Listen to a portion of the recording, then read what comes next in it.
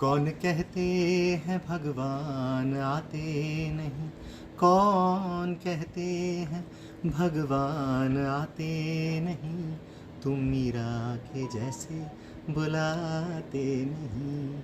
अच्युतम केशवम कृष्ण दामोदरम राम नारायणम जानकी वल्लभम।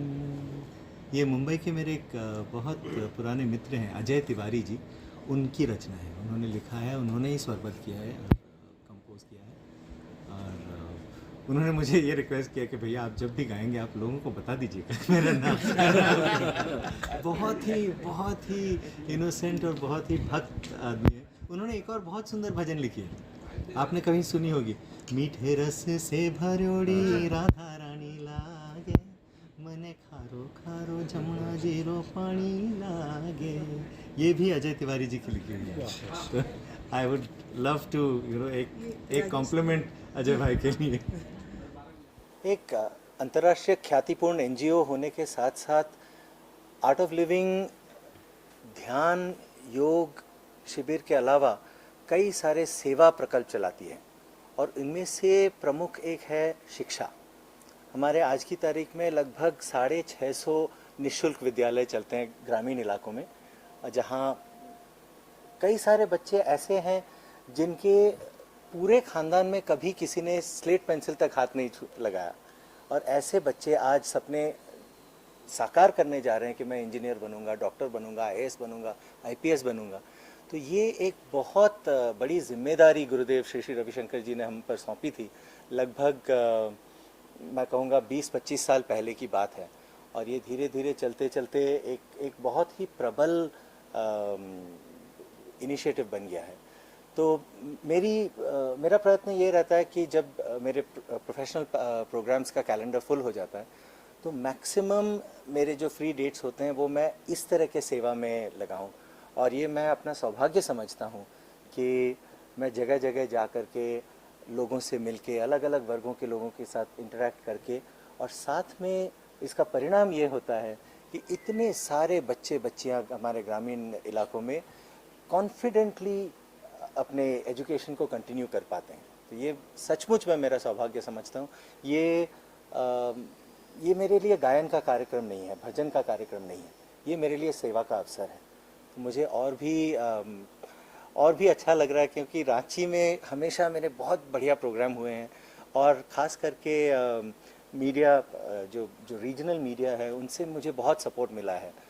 तो मैं चाहूँगा कि आप लोग भी, नॉट एज प्रेस पीपल, मैं चाहूँगा कि आप लोग एकदम अच्छे भजन सुनने के लिए आप आएँ, और साथ साथ में कुछ ज्ञान, कुछ ध्यान और कुछ व्याख्या, ऐसी कुछ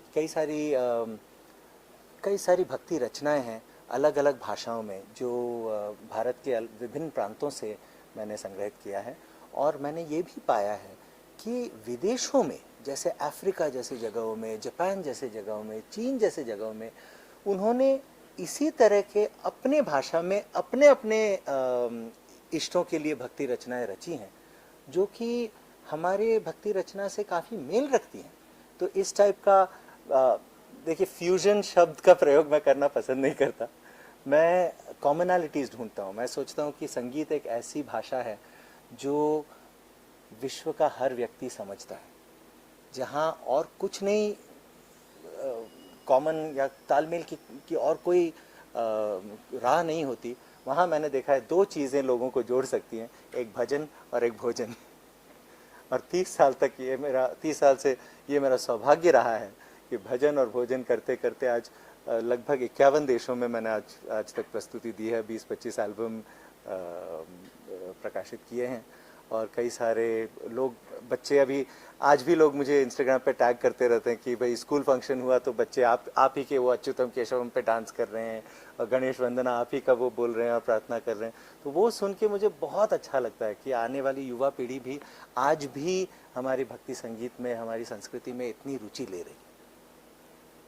ट्राइबल वेलफेयर प्रोजेक्ट के तहत ये वनवासी बच्चों के लिए निःशुल्क गुणवत्तापूर्ण शिक्षा की शुरुआत हुई थी, जिसका एक स्कूल हमारे यहाँ झारखंड में घाटशिला में, पूर्वी सिंहभूम में और खूंटी जिले में कुल 13 स्कूल्स चल रहे हैं। करीब 3000 बच्चे ये निःशुल्क शिक्षा प्राप्त कर रहे हैं। और हमारे यहाँ खूंटी में जो है ये हाई स्कूल 2012 में शुरू हुई थी। 2016 में पहला बैच 100% रिजल्ट, तब से लेकर 2023 तक ये रिकॉर्ड कायम है। यहाँ बच्चों की उपलब्धि अगर बताएं तो यहाँ अग्निवीर सेवा जो है भारत सरकार की, उसमें एक लड़का हमारा भोला सिंह वो उत्तीर्ण हुआ है। घाटशिला स्कूल की सीमा भारती बीएसएफ में उसको मौका मिला है। तो ये अचीवमेंट्स है बच्चों के। इसके अलावा हम कौशल विकास केंद्र खुले हुए हैं जहाँ इलेक्ट्रिशियन ट्रेनिंग दी जाती है स्कूल के कैंपस में। इसके अलावा सिलाई सिखाया जाता है। ये सबके लिए ओपन है और फ्री निःशुल्क है, इसके लिए कोई शुल्क नहीं लगता। बच्चों के लिए बेसिक कंप्यूटर एजुकेशन मेकॉन के सहयोग से ये दिया जा रहा है। और पढ़ाई और कौशल विकास के अलावा यहाँ बच्चों को खेल में भी प्रोत्साहन दिया जाता है।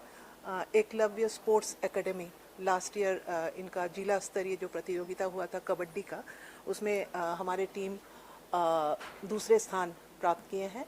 और राष्ट्रीय स्तर पर जो प्रतियोगिता हुई थी उसमें प्रथम स्थान अधिकार किए हैं। सिमिलरली घाटशिला के स्कूल के हिंदुल जोड़ी, वहाँ एक श्री श्री विद्या मंदिर है, वहाँ के फुटबॉल टीम जेआरडी फाउंडेशन का एक फुटबॉल टूर्नामेंट अरेंज किया गया था अभी 18 मार्च को। उसमें रनर्स अप ट्रॉफी जीता जिसमें 19 टीम पार्टिसिपेट कर रहे थे। सिमिलरली एक आर्चरी की प्रतियोगिता हुई थी धनुष, तीर धनुष वाली, तो उसमें भी गोल्ड मेडल और सिल्वर मेडल उन्होंने प्राप्त किया। तो इस तरह से वहाँ के बच्चे इस बार जो लास्ट ईयर 2023 में जो स्कूल के टॉपर है हमारे खूंटी स्कूल के, उस बच्चे ने 87.8% मार्क्स लिया। और इन लोग सारे, जैसे कि विक्रम भैया ने बताएं, 98% बच्चे ऐसे हैं जो कि पहली पीढ़ी के वो बच्चे हैं जो कि औपचारिक शिक्षा प्राप्त कर रहे हैं। और उनको पूछा मैंने उस बच्चे को कि आप क्या बनना चाहते हो, तो मैं आश्चर्य हुई कि वो लड़का बताया कि मैं यूपीएससी compete करना चाहता हूँ।